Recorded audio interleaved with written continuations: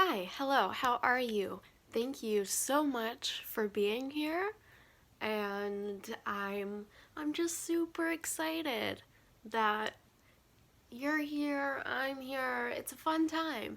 So, I would really appreciate it if you would like this video, if you enjoy it, and subscribe for more like everyone else tells you to do, but 10 out of 10 would recommend.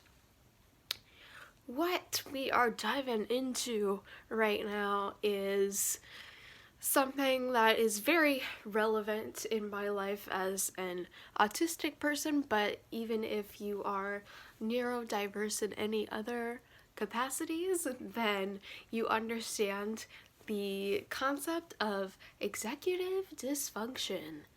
What the heck is that? So,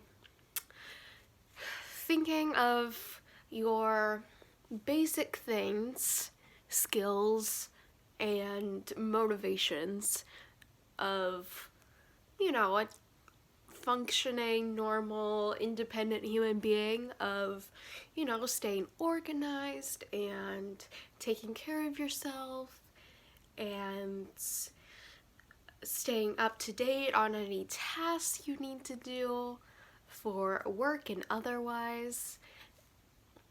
Those tend to be kind of just, you don't necessarily think too hard about them. You just do them because that's life. If you have executive dysfunction, then all of these little tasks of, for example, being clean or for remembering things, being on time for things, and so many other little tasks that are very basic in our lives, and those don't come naturally. And it kind of can, without any other help, can spiral into just a lot of chaos, honestly. And it can feel like a very heavy sense of lacking motivation that it really weighs on you if you deal with this, and it can manifest in many different capacities of what comes naturally and what doesn't. You can probably, well, hopefully you can tell, I'm a very organized person. I've never been super messy, and I'm very stringent on being on time for things. But other tasks, such as simply being motivated to go out into the world, to work on certain things, to basically take care of myself, can really be difficult or just not happen at all. And with that in mind, and the fact that it can really fluctuate depending on the mood, for whatever reason or another, it can seem very unpredictable of what can happen each day and what may not be accomplished each day. And in a world that is so focused on, you need to be so productive and complete these number of tasks on your to-do list every day, and you need to work this many hours and check all the boxes to have value. It's very discouraging to have executive dysfunction and feel like you are worthy of existing. And I'm here to tell you that that is not the case. I'm also talking to myself because, trust me, I feel this a lot. But the fact that you exist is worthy enough. You don't have to do to be. You can just be. Mic drop. Here we are. Let's walk away, but not really.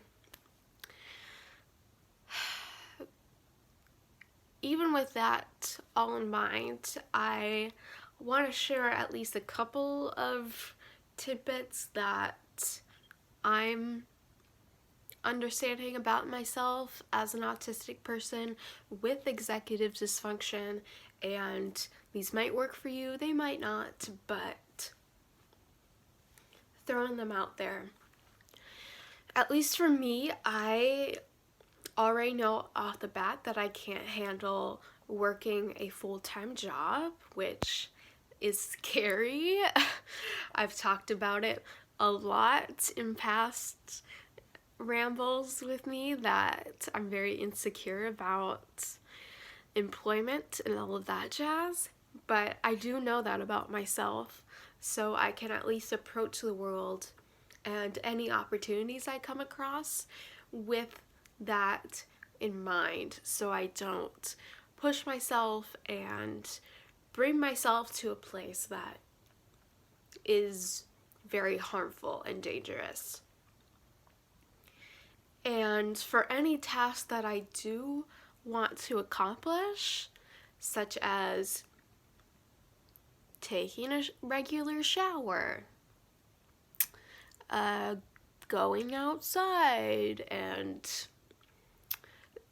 making meals for myself, what's really helpful is that I have my planner, my bullet journal that I use, and I specifically schedule the days that I will shower, or when I meal prep and make 4 meals at a time, or need to go grocery shopping, whatever it is.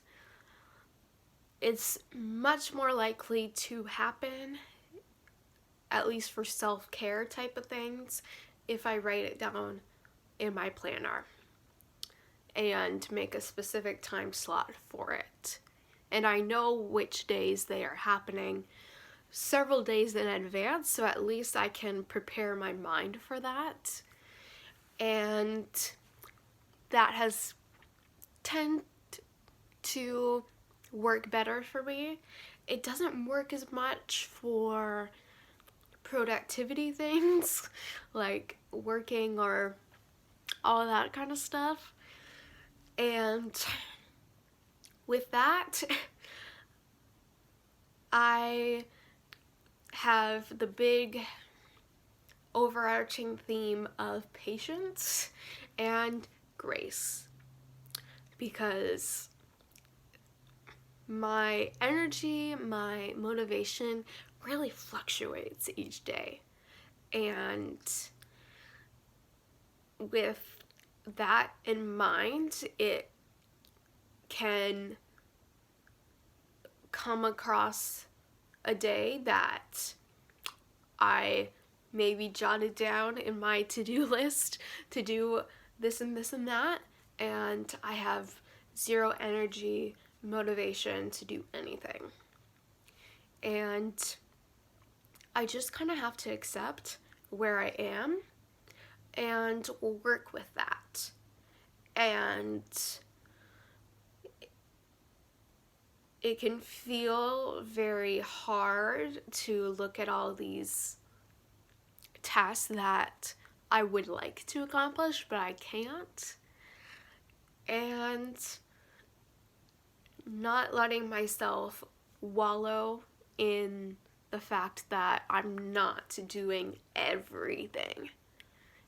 And I want to focus really much so on celebrating little victories. If you accomplished one thing that you wanted to that day, amazing. Pat on the back, huge claps for you because that's awesome. You can't compare how you are to how a neurotypical person might be. Your productivity, your energy is different. And it's more precious, it's more sensitive, and that requires more time and patience. And just because it might take longer, it might happen differently, it might look differently, and maybe it's something that you can't necessarily do at all. That doesn't diminish your capability, your value, anything like that.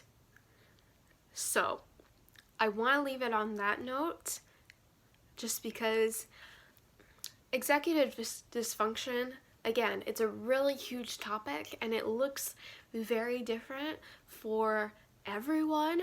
So if this is something that you need to manage in your life, I would love to hear your experience and how you handle it in the comments below, or any sort of questions like that if you have people in your life that deal with this and how you can support them. This is what we're here for, to start the conversation and talk about these big, difficult topics. So again, thank you so much for being here. I'm so blessed that you are here, and I look forward to seeing you next time. So, best wishes and many blessings.